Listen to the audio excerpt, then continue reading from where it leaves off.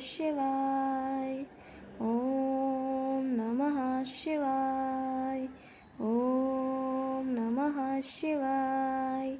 शिव महापुराण सप्तम वायव्य संहिता 17वां अध्याय स्वाम्भुव मनु की कथा। वायु बोले, अब इस प्रकार पराशक्ति को प्राप्त कर ब्रह्मा जी मैथुनी प्रजा उत्पन्न करने का मन में विचार करने लगे। अब वे अपने आधे शरीर से नारी और आधे शरीर से पुरुष हो गए। तब तो उन्होंने नारी स्वरूप से शत्रुपा प्रकट हुई और पुरुष शरीर से स्वयंभुव मनु हुए। उस शत्रुपा से प्रियव्रत और उत्तानपाद दो श्रेष्ठ पुत्र हुए और दो महाभाग्य कन्याएं उत्पन्न हुई। उन दोनों कन्याओं में एक का नाम आकुति और दूसरे का नाम प्रसूति था। तब स्वयंभुव मनु ने प्रसूति को तो दक्ष को दे दिया और आकुति को रुचि को दे दिया, जिससे आकुति में तो रुचि प्रजापति ने एक कन्या और एक पुत्र उत्पन्न किए, जिसका नाम यज्ञ और दक्षिणा था। स्वयंभुव की प्रसूति कन्या में लोकों की माताएं 24 कन्याएं प्रकट हुई, जिनमें श्रद्धा, लक्ष्मी, घृति, पुष्टि, मधा, क्रिया, बुद्धि, लज्जा,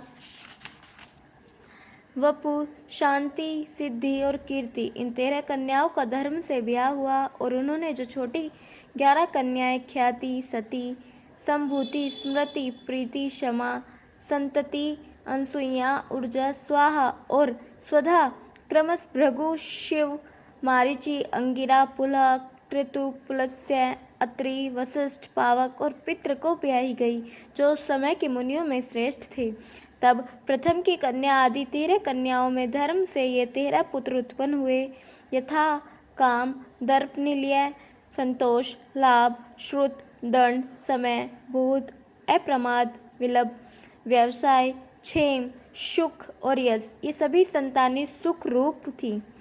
अधर्म की हिंसा नाम की एक स्त्री थी, जिससे अनंत्र की उत्पत्ति हुई और जिन्होंने उसने एक निवृत्ति नाम की कन्या भी हुई, जिससे भय और नरक प्रकट हुए और उस माया से प्राणहारी मृत्यु तथा वेदना और दुख उत्पन्न हुआ। फिर मृत्यु के व्याधि, जरा, शोक, तृष्णा और क्रोध उत्पन्न हुए। यह अधर्म रूप तामसी सृष्टि है। सती नामक दक्ष कन्या रुद्र से ब्याही गई थी। उन्होंने अपने पति की निंदा से अपना शरीर त्याग दिया तथा हिमालय के यहाँ मैना स्त्री में पुत्री रूप में प्रकट हो गई। भृगु ऋषि से ख्याति स्त्री में नारायण के प्रिय लक्ष्मी उत्पन्न हुई तथा धाता विधाता नामक देवता पुत्र हुए। पुलस्त्य के प्रीति नामक स्त्री में दंत अगस्त्य जी हुए। फिर प्रजापति पुलह की क्षमा नामक स्त्री में क्रदम, आसुरी और सहिष्णु हुए और जिनका वंश बहुत चला। फिर ऋतु की पत्नी संतानी से बहुत से पुत्र हुए, जो 60,000 बालखिलिये कहलाए। इसी प्रकार अत्रि की स्त्री अनसुईया से 5 संतानें हुई, जिनमें श्रुति नाम की एक कन्या भी हुई और जो शंखपाद नामक ऋषि की माता हुई। उन्होंने पुत्रों का नाम ये है सत्यनेत्र, हव्यय, अपो, मूर्ति, शनैश्चर और सोम। ये 5 अत्रि से हुए। ऊर्जा से वशिष्ठ के 7 पुत्र हुए और उनकी बड़ी बहन का नाम पुंडरीका था, जिसमें पुत्रों का नाम राजगात्र, उदर्वबाहु, सवन, अन्य, सुतप और शक्र था। ये 7 भी ऋषि हुए। फिर अग्नि की स्वाहा स्त्री से बड़े प्रकर्मी ये 3 पुत्र उत्पन्न हुए, पावक, पवमान और सूची। अब पितरों का वंश सुनो। इसमें वसंत आदि पष्ट ऋतुओं को पितृ कहते हैं।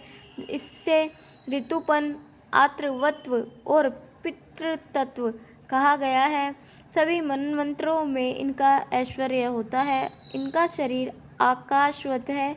ये कुशाओं पर बैठने वाले और अग्नि कर्म में तत्पर हैं। 2 प्रकार के पितृ होते हैं। इन पुत्रों की स्वधा नाम की 2 पुत्रियां लोकों में व्याख्यात हुई, एक मैना और दूसरी धरणी, जिन्होंने विश्व को धारण कर रखा है। अविश्ववातों की मैना और बहिष्त्र पितरों की कन्या धरणी हुई, उसमें मैना तो हिमालय की स्त्री हुई, जिससे मैनाक और क्रोच नामक 2 पुत्र और पार्वती तथा शिव के अड़ंग स्पर्श से पावनी गंगा उत्पन्न हुई। फिर मेरु की धरणी नामक पत्नी से वह मंदार पर्वत उत्पन्न हुआ, जो कि दिव्य औषधियों से युक्त विचित्र कंदराओं वाला है। धरणी के वेला निर्याति और आयाति नाम की 3 कन्या भी उत्पन्न हुई, जिसमें आयाति और निर्याति के तो भृगु के 2 पुत्रों से ब्याही गई। फिर सागर से वेला के एक श्रेष्ठ कन्या हुई, जिसका नाम शृपणा था, जो प्राचीन महिषी की पत्नी हुई, जिससे उनके 10 पुत्र हुए तथा जिन सबका एक ही प्रचेतस नाम पड़ा और सभी धनुर्वेद के पारंगत हुए। इन्हीं का पुत्र दक्ष था, जो शिव शाप से चक्षु मनवंतर में उत्पन्न हुआ। इसी प्रकार राजाओं का भी वंश सूर्य और चंद्र नाम से बड़ा ही पुण्यप्रद कहा गया है, जिसमें शिवाकु, अम्बरीश, ययाति और नहुष आदि पवित्र चरित्र वाले राजा हो चुके हैं। इस प्रकार शिव महापुराण सप्तम वायव्य संहिता का 17वां अध्याय समाप्त। बोलिए उमापति महादेव की जय। 18वां अध्याय सती शरीर त्याग तथा दक्ष शाप। ऋषि बोले, दस्तन्या सती दक्षायणी ने कैसे शरीर त्याग दिया और वहीं फिर मैना ने जन्म लिया, हिमालय की पुत्री कैसे हुई तथा महात्मा दक्ष ने रुद्र की निंदा क्यों की। वायु बोले, हे मुनियों सुनो, मैं दक्ष की कथा कहता हूँ, जिसमें पाप और प्रमाद के विशंभर में दोष लगाया था।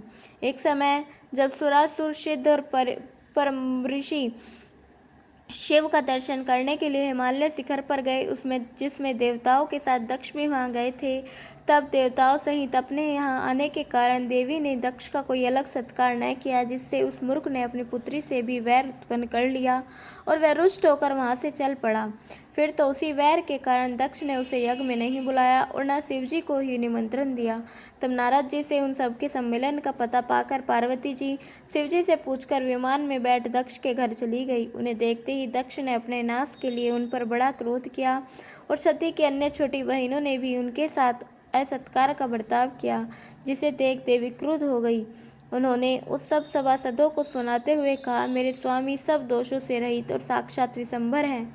तुम उन लोक महेश्वर की निंदा करते हो, अतएव अब तुम अपने कुल को नष्ट हुआ समझो। ऐसा कह रुष्ट सती अपने शरीर को भी त्याग कर हिमालय पर्वत के पास चली गई।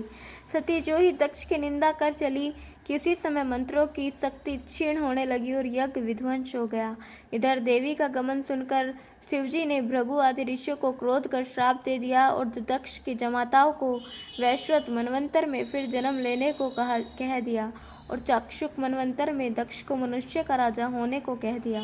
तब महातेजस्वी रुद्र ने ऐसा कहा। तब ब्रह्मा से उत्पन्न शरीर को त्याग व दुखी हो पृथ्वी में गिर पड़ा। फिर तो चाक्षु मनवंतर में दक्ष प्रचेता का पुत्र हुआ और प्राचीन महिष का पोता। भृगु आदि को भी वैश्वत मनवंतर में शरीर ग्रहण करना पड़ा और जब दक्ष यज्ञ करने लगा तब शिवजी ने विघ्न किया। इस प्रकार से शिव महापुराण सप्तम वायव्य संहिता का 18वां अध्याय समाप्त। बोलिए उमापति महादेव की जय। कल हम सुनेंगे 19वां अध्याय वीरभद्र और भद्रकाली की उत्पत्ति और 20वां अध्याय दक्ष यज्ञ पर वीरभद्र का आक्रमण। तब तक के लिए जुड़े रहें। हर हर महादेव।